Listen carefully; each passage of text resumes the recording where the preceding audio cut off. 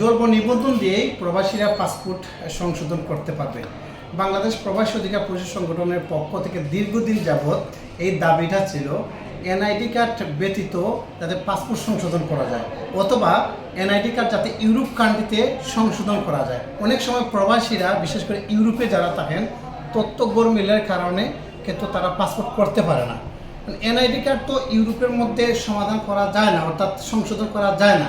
সেক্ষেত্রে বাংলাদেশে অভিভাবকরা অর্থাৎ প্রবাসীর অভিভাবকরা বিভিন্ন জায়গায় দৌড়াদৌড়ি করতে হয়, দালাল ধরতে হয়, এতে করে কিন্তু এনআইডি কার্ড সংশোধন হয় না। কারণ এনআইডি কার্ড সংশোধন করতে গেলে যার এনআইডি কার্ড সে বাংলাদেশে থাকতে পারবে।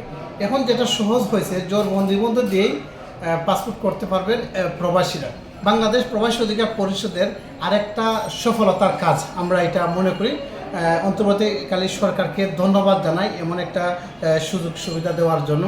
আরও খুশি হবেন যে 8 বছরের তথ্য গরমিল যদি থাকে, অর্থাৎ বয়সে গরমিল থাকে, তাও কিন্তু সম্ভব এই জন্ম নিবন্ধন দিয়ে।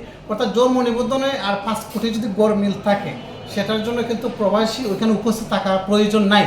কারণ জন্ম নিবন্ধন এমনিতে করা যায়, অর্থাৎ যার জন্ম নিবন্ধন সে ব্যক্তি ছাড়াও কিন্তু করা যায়। কোন জায়গায় বসে করবে? অনলাইনে করবে না কোথাও যাওয়া লাগবে? এটা অনলাইনে থেকেও এটা করতে পারে। এই ইউরোপে থেকে, ইউরোপ যারা আছে তারা কিন্তু এই এনআইডি কার্ডের আর পাসপোর্টের তথ্য গরমিল থাকার কারণে তারা লিগেল হতে পারতেছে না।